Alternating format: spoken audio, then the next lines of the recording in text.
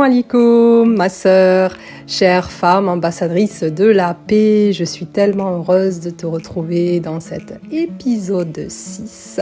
Moi, c'est Salima Derer. Si tu ne me connais pas, je suis la psy des femmes en colère, des femmes fortes qui ont du mal à communiquer avec leurs maris et leurs enfants et qui souhaiteraient lâcher prise. Aujourd'hui, j'ai envie de te parler d'un sujet hyper important que les femmes que j'accompagne me parlent souvent parce qu'elles ont une peur profonde.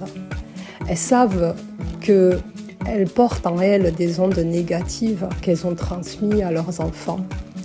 Elles ont été parfois dures aussi avec leurs enfants, à leur crier dessus, à leur imposer en fait des expériences difficiles, notamment quand elles se prennent la tête avec leur mari, qu'il y a des conflits, qu'il y ait des clashs. Et elles ont peur en fait que leurs enfants tombent en dépendance affective ou soient limités dans leur vie et portent les blessures qu'elles ont portées. Et j'ai envie de te dire, comme je dis à ces femmes, d'arrêter de te culpabiliser. Tant que tu mets en place des actions pour toi te libérer de tes blessures du passé, pour être plus en paix, plus apaisé avec toi-même, déjà tu as fait un gros boulot. Parce qu'il y a plein de mères qui ne se posent pas les mêmes questions que toi. Il y a plein de mères qui ne se culpabilisent pas d'imposer leurs blessures à leurs enfants. Elles ne se posent même pas cette question. Donc Allah est témoin que toi, tu portes cette culpabilité et que tu fais de ton mieux chaque jour pour offrir le meilleur à tes enfants. Donc ça ne sert à rien de te culpabiliser. Et tout n'est pas sous ton contrôle. Tout n'est pas sous ton contrôle parce que tes enfants, ils ont un père. Et lui aussi, il porte des blessures du passé. Et lui ne fait pas le travail qu'il faut faire. Et tu ne peux pas lui imposer de faire ce travail-là. Parce que déjà, si tu fais ce travail sur toi, tu vas avoir un impact sur ton conjoint, comme je le répète si souvent. Tu auras, oui, un impact sur lui, même si tu as essayé de faire des thérapies de couple, ça ne lui parle pas du tout. Et en plus, il pense que c'est toi la mauvaise. Il te culpabilise et il montre à tes enfants que c'est toi la méchante. Ça amplifie ton sentiment que c'est toi le problème. Mais en fait, ce n'est pas que toi le problème. Et en plus, toi, tu as remis en question des choses en toi. Tu as pris tes responsabilités. Tu mets des choses en place pour justement donner le meilleur à tes enfants. Et Allah en est témoin. Tu ne peux pas faire plus. Tu ne peux pas tout contrôler. Il y a des choses qui ne seront jamais sous ton contrôle. Même au-delà de ton mari, ils vont faire face à du rejet à l'école, ils voient le racisme ambiant. Il y a des gens qu'ils vont rencontrer qui ne vont pas être trop sympas. Et justement, tu ne peux pas empêcher les épreuves qu'Allah va imposer à tes enfants. Tu ne peux pas être le sauveur de tes enfants à chaque instant. Et tes enfants, ils vont devoir faire face à des épreuves face à eux. Et ils vont devoir faire face à ces épreuves pour s'améliorer, s'élever en degrés. Allah va tester leur foi et tu ne peux pas tout contrôler et ce n'est pas de ta faute en fait. Tant que toi, tu fais le boulot de ton côté et que tu laisses une empreinte dans ce monde, une empreinte positive. Parce que rappelle-toi, Allah nous dit dans le Coran, Surat al-Baqarah, verset 170, il nous invite à raisonner et à pas refaire les mêmes erreurs que nos ancêtres en fait. Mais tu peux pas obliger les autres à réfléchir comme toi, tu vois. Parce que même tes enfants, tu vas tout faire pour que ça se passe bien. Ils vont grandir, être des ados, être insolents, être ingrats. Et des fois, voilà, c'est des blessures qu'ils ont d'eux-mêmes qui n'ont rien à voir en toi. Ils ont aussi leurs hormones, ils ont leurs attitudes, leur état d'esprit, et ça n'a rien à voir avec toi. Et je dirais même qu'il faut que tu arrêtes de vouloir que tout soit parfait, j'ai envie de te dire. Parce que des fois, ça ne va pas l'être, et c'est parfait. Parce que des fois, il faut vivre des épreuves. Des fois, tes enfants vont te challenger, alors que toi, tu as tout mis en place pour que ça se passe hyper bien, mais il faut accueillir ces moments où tu ne contrôles rien parce que justement c'est là qu'Allah il te teste, où il a envie de te donner des leçons. En fait, tu vois que tout n'est pas sous ton contrôle en fait. Et c'est là que tu vas devoir lâcher prise. Parce que c'est là qu'il faut que tu reconnaisses que tu fais de ton mieux chaque jour et que tu ne peux pas faire plus. Et que Allah est témoin de tous les efforts que tu fais, que tu veux que ça se passe bien en fait, tu vois. Et justement, quand tu vas lâcher prise, c'est là que ça va mieux se passer. Et que des fois, il va y avoir des clashs avec ton mari, qu'il va y avoir des clashs avec tes enfants. Que ça ne va pas se passer comme tu veux. Et c'est OK. Et c'est OK quand ça ne se passe pas comme tu veux. Parce que justement, Allah est en train de t'apprendre quelque chose d'important. Et justement, si tu forces les choses, si tu veux que ça se passe comme toi tu veux, si tu veux que ça se passe toujours bien, ben là, tu es naïve en fait. Parce que ça ne peut pas toujours se passer bien. Tu vois, on est des êtres humains avec des émotions, avec des limites. Il faut accepter ça. L'important, c'est que toi, tu prennes soin de toi.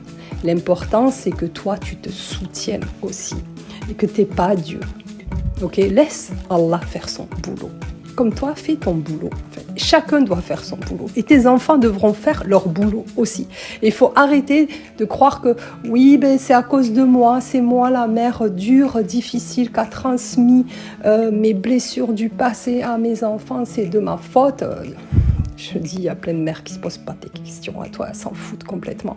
Alors, essaie de t'en foutre un peu toi aussi, tu vois, parce que tu vas vivre plus en paix, comme ça.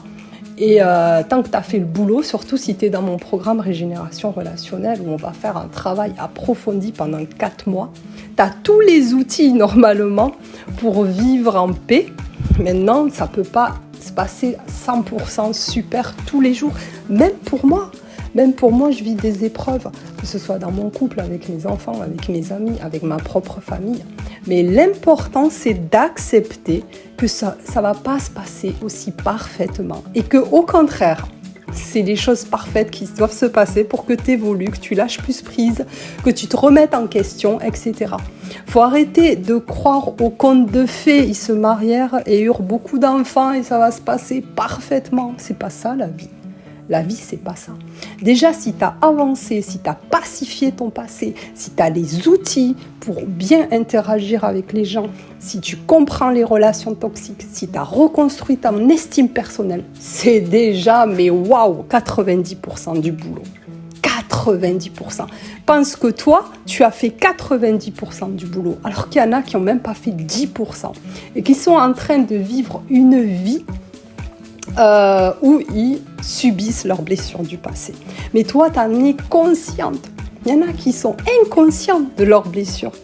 Ils croient toujours que le problème est à l'extérieur d'eux et qu'eux, ils n'ont rien à se poser comme question, ils sont parfaits. C'est pour ça que je te dis qu'il y a beaucoup de mères qui ne se posent pas tes questions-là. Elles s'en foutent complètement. Elles croient que le loup, il est à l'extérieur d'elles, alors qu'il est encore à l'intérieur d'elles et qu'elles sont en train de faire du mal à leurs enfants. Mais elles s'en foutent parce qu'elles se croient les dieux du monde, en fait, tu vois. Elles croient que les enfants doivent se soumettre à elles et que ce n'est pas à elles à se soumettre devant leurs enfants. Mais il n'y a pas à se soumettre devant qui que ce soit. Il y a à apprendre des choses essentielles de soi. Il y a à pacifier son passé. Il y a à apprendre des outils pour mieux communiquer avec les autres. Il y a à apprendre les jeux relationnels toxiques. Il y a à apprendre à se connaître et à s'aimer. Et ça, c'est important. C'est vraiment la meilleure chose que tu peux faire pour tes enfants. Moi, j'ai des clientes qui ont appris c'est quoi les émotions, qui ont transmis ça à leurs enfants. Mais c'est énorme! C'est énorme, déjà ça. Et ça, c'est vraiment une petite partie de mon programme. Donc, imagine qu'il y en a qui vivent leurs émotions. Ils ne savent même pas mettre des mots dans leurs émotions, alors que toi, tu as appris ça. Tant que tu apprends ça, tant que chaque jour tu avances, tu évolues, mais sans pression, il ne faut pas te dire il faut que je sois parfaite. Tu vois, tu atteindras la paix quand tu vas te dire non, je ne suis pas parfaite, j'avance petit à petit, je fais, petit à petit, l'oiseau fait son nid, et puis, Inch'Allah, khir, tant que le jour où je serai dans ma tombe, je ne regretterai pas d'avoir fait telle et telle chose et que j'ai prouvé à Allah que j'ai fait mon maximum. J'ai fait mon maximum, mais il ne faut pas me tuer à la tâche non plus, tu vois. Il ne faut pas passer ma vie à me culpabiliser. Et tu as le droit des fois de t'énerver sur tes enfants. Tant que ce n'est pas tout le temps, tu vois. Tant que tu n'es pas en train de les traumatiser comme les reines-mères, à dire je suis la déesse et tu dois te lécher mes pieds, par exemple. Non, des fois, tu as le droit d'être en colère, tu vois. Il ne faut pas te dire ouais, j'ai été en colère, je suis la méchante, tu vois. Non, des fois, tu es en colère, ok. Mais après, il faut que la majorité du temps, tu sois dans un état calme, apaisé. Il ne faut pas, en fait, te dire les mères idéales, c'est celles qui s'énervent jamais. Ça n'existe pas, il faut arrêter. Tu vois, c'est pas vrai.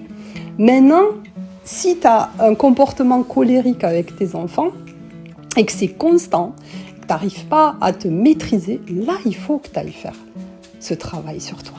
Là, c'est indispensable, en fait. Tu vois, même, je dirais, c'est obligatoire. En tant que musulman, c'est obligatoire, surtout quand on connaît les effets. Les femmes qui sont accompagnées par moi, elles savent c'est quoi les effets d'une femme qui est colérique, qui crie sur un enfant. Parce que toi-même, tu l'as vécu sûrement avec tes parents. Donc, tu sais c'est quoi les effets, tu vois. Donc, en fait, il ne faut pas laisser traîner ça. Tu vois, c'est pas à te dire, oh non, mais le problème, c'est mon mari. C'est lui qui doit faire une thérapie, pourquoi c'est moi qui dois la faire. Et c'est lui qui m'énerve, et c'est lui qui me rend comme ça. Mais non. Toi aussi, tu dois faire ta part, en fait. Ça ne veut pas dire que c'est toi la cause, mais le problème, c'est que nous, les femmes, on est beaucoup plus conscientes et alertes. Et on sait, Allah nous a donné ce côté altruiste, et on sait qu'on doit faire un travail sur nous, et même si le mari ne veut pas le faire, tu vois. Parce que s'il ne veut pas le faire, de toute façon, ça ne sera pas efficace. Tu ne peux pas l'obliger à le faire, tu vois. Ou attendre toute ta vie qu'il va se réveiller, tu vois. À un moment donné, il faut aussi que tu prennes les choses en main, comme tu l'as toujours fait, d'ailleurs. Que tu es une femme hyper déterminée. Mais déjà, tu fais ce boulot, au moins, tu as la preuve devant Allah que tu as fait quelque chose et que tu as mis en place des choses pour apaiser la situation et donner le meilleur à tes enfants. Voilà le message que je voulais te faire passer aujourd'hui parce que franchement, ça me fend le cœur quand je vois des femmes qui se donnent tous les moyens pour être une bonne mère et qui croient encore qu'elles ne le sont pas assez. Et moi, j'ai envie que tu penses à celles qui le sont. Elles s'en foutent d'être une bonne mère ou pas. J'ai envie juste que tu penses que tu fais de ton mieux. Tu es une mère bonne et tu fais de ton mieux pour tes enfants. Déjà, le fait de faire de ton mieux pour tes enfants, tu as le trophée de la meilleure mère, tu vois. Et après, le résultat, on s'en fiche parce que toi, tu t'es donné les moyens d'être une bonne mère, en fait. Même si, dans ta tête, c'est pas assez, tu vois. Tu es une bonne mère à partir du moment où tu penses à tes enfants, où ton driver, c'est tes enfants, tu vois. Et c'est ça, et c'est ta motivation, tu vois, c'est ta motivation. Et ça, franchement, pour moi, tu mérites un trophée, tu vois, juste pour ça. Et tu vois, ça me fout les boules quand j'entends des femmes qui sont encore en train de se demander « Oui, mais à cause de moi, mon fils sera en dépendance affective ou ma fille va être faible ou va se faire rouler parce que moi, j'ai fait ci ou j'ai fait ça. » Non. Ok, tu as fait de ton mieux. Maintenant, tu ne peux pas tout contrôler. C'est ça. Accepte ça. Et de toute façon, tu seras toujours à côté de tes enfants pour bien les conseiller, pour être auprès d'eux.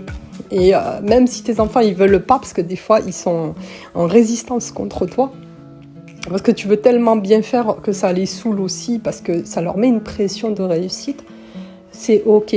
Tu vois, accepte que ton enfant il veut pas être à tes côtés ou il veut pas t'écouter, accepte, c'est ok. Mais un jour tu vas l'influencer. C'est pour ça qu'en fait le blabla pour moi ça sert à rien. C'est de l'incarner. Incarne cette paix, incarne cette femme puissante, parce que tes enfants, c'est ça qu'ils vont retenir de toi et ils vont te modéliser, même s'ils font genre les rebelles, mais ils vont aimer ça de toi parce qu'ils vont sentir ta puissance, ils vont sentir ta paix intérieure. Et même s'ils font genre ah ouais non c'est bon, je veux pas t'écouter, je veux faire à ma manière, non, ils vont être impactés parce que c'est tellement puissant que ton blabla, oui, sois heureuse, moi j'ai pas fait ci, moi nanana, tu peux parler pendant des heures, ça ne sert strictement à rien. Ce qui sert, c'est ce que tu incarnes, ce qui vibre, ce que tu transpires en fait. C'est ça qui sert en fait, tu vois. C'est pour ça qu'en fait, je vois des femmes, oui, je leur dis que je les aime, oui, mes enfants, je leur fais ci, je leur fais ça, mais des fois, ça ne sert à rien si tu ne connais pas le fonctionnement de ton enfant. C'est pour ça que dans Régénération relationnelle, vraiment, il y a un module où je vous apprends vraiment le fonctionnement des personnes, à détecter tout ça et à bien communiquer en fonction, en fait, des personnes que vous avez en face de vous, mais aussi une communication qui est sur mesure à votre mari, à vos enfants, etc. Ça, j'adore faire ça parce que je sais qu'elles kiffent. En fait, mes clientes, quand elles apprennent ça, elles apprennent à redécouvrir leur mari, à redécouvrir leurs enfants et avoir une communication beaucoup plus fluide, sans avoir de clash ou de prise de tête, en fait. Donc, voilà. C'était ça que je voulais vous partager. Parce que ça me fait plaisir de vous partager ça, parce que c'est puissant, parce que moi quand j'ai appris tout ça, ça m'a apaisée et j'ai envie de transmettre ça sur ce podcast. En tout cas, je suis heureuse d'avoir fait ce podcast et Inch'Allah, j'en ferai d'autres dès que j'aurai de l'inspiration pour répondre à vos questions. En tout cas, n'hésitez pas à me mettre en commentaire des questions ou des sujets de podcast que vous aimeriez voir. Et je vous souhaite une belle journée, de belles vacances et je vous dis Inch'Allah à très bientôt. Salam alaikum.